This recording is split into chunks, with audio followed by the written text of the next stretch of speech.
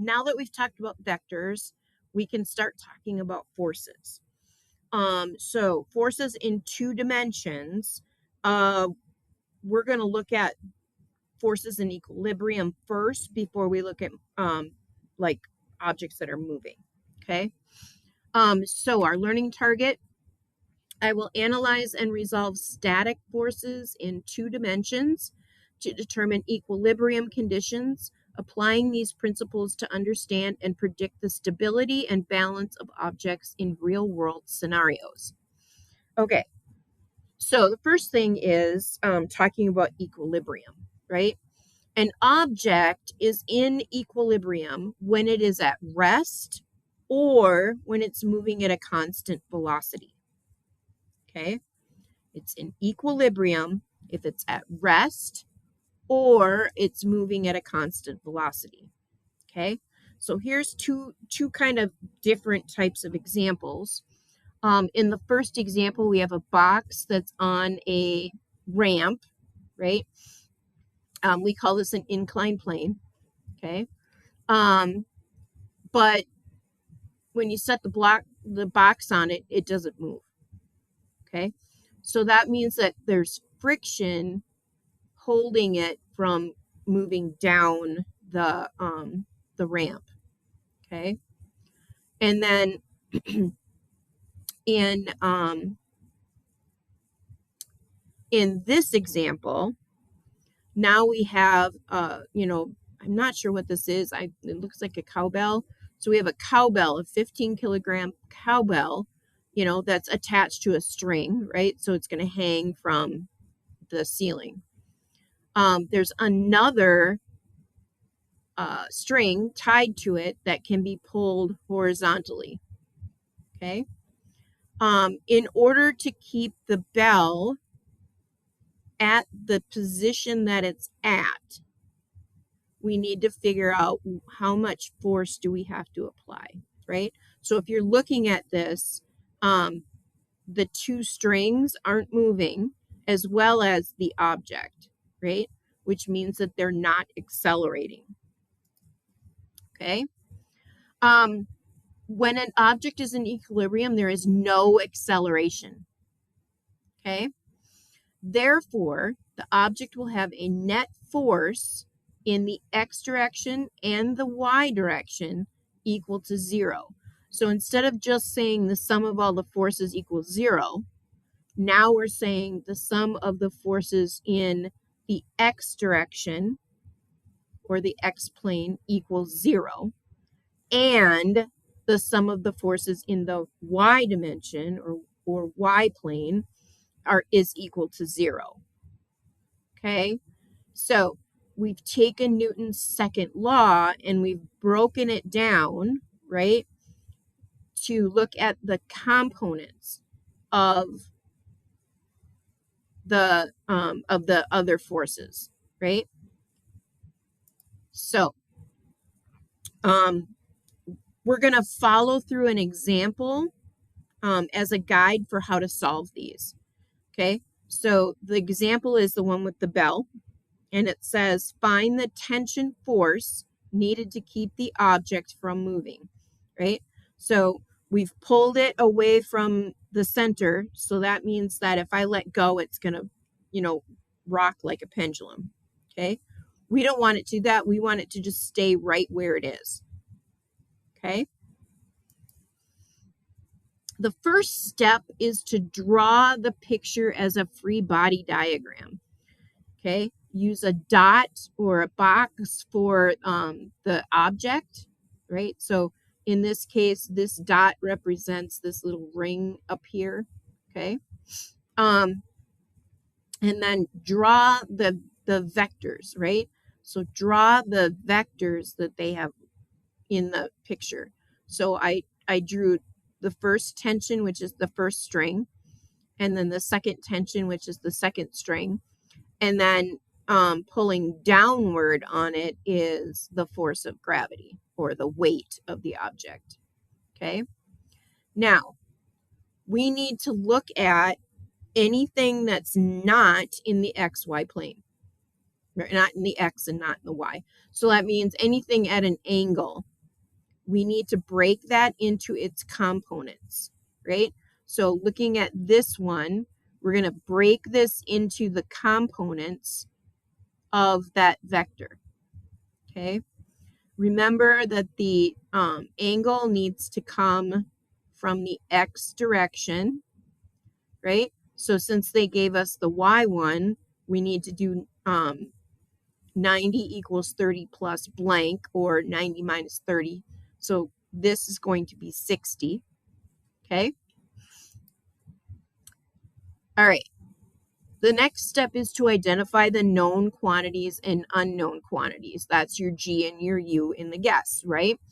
So we know that the mass is 15 kilograms. That comes from the picture, okay?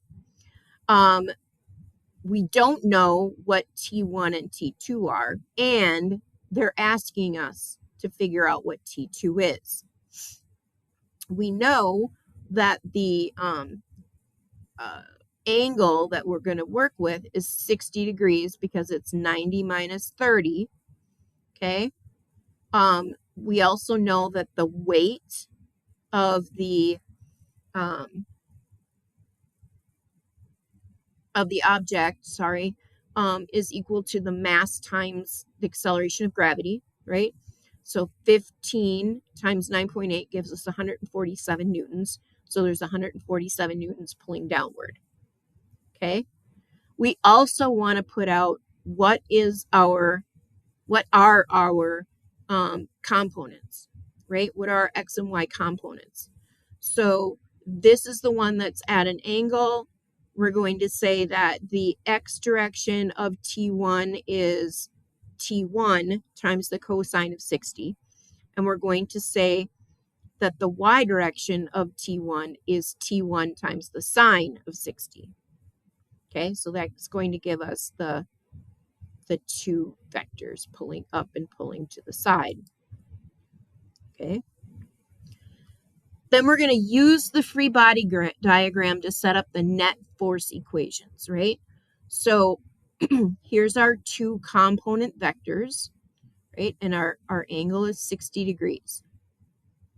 So in the x direction, right, we have negative T1x, right? Because it's pointing in the negative direction, plus T2. Okay. And remember, that has to equal 0. So these two together have to equal 0. Okay. Do the same thing with the y. Find the sum of the forces in the y direction. So in the y direction, we have T1y, and then plus negative the weight, or negative the force of gravity. Okay. So our equations are negative T1x plus T2 equals 0. And then our second equation is T1y plus negative weight equals 0. Okay. So now just fill in what you know. Okay.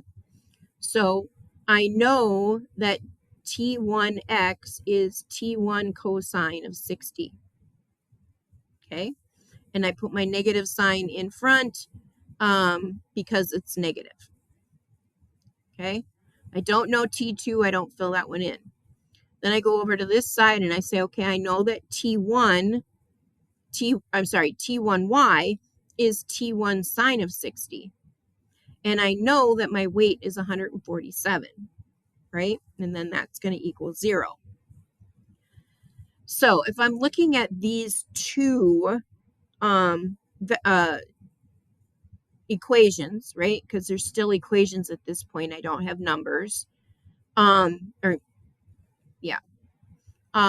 need to solve one in order to solve the other, right?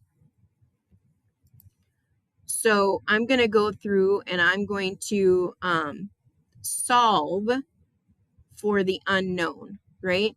So here, T1, we don't know what it is. So to find T1, we're going to divide by sine of 60. You have to divide by the whole thing. Sine of 60 is one number. Okay, it's not two separate things. Okay, so that means we're going to do 147 divided by the sine of 60, and that's going to give us 170 newtons. So this right here is 170 newtons. Okay, this T1 vector is 170 newtons. Then, if we look to the other side, I can say that T2 is equal to T1 cosine of 60. Okay. Then if I take the 170 newtons and substitute it for the T1, do the same thing. 170 times cosine of 60 gives us 85 newtons. Then ask yourself, did I solve the problem? Did I answer the question? The question was, what does the force for T2 need to be? So I have found what the force for T2 needs to be. So I have actually answered the question. Okay. Then I need to ask, does the answer seem to make sense? Okay. Does it make sense that the amount of the force in the x direction going this way, going to the left, has to be equal to the one going to the right, because the object is not moving. Okay. Also, does it make sense that it's less than this this vector, the T1 vector? Right? Does it make sense that T1x is smaller than T1? Okay. If you go back to our right triangle, the y and the x are both smaller than the hypotenuse. So yes, that makes sense. Okay. So to sum it up, an object is in equilibrium when it is at rest or moving at a constant velocity or speed. When an object is in equilibrium, there is no acceleration. So this whole thing could be moving, right? At a constant velocity where like the strings are moving, the hook in the ceiling is moving, etc. As long as it's going at a constant speed, then it's still considered to not have acceleration. Okay. The net force results in both an x direction and a y direction equal to 0, right? The sum of the forces in the x direction equals 0, and the sum of the forces in the y direction equals 0.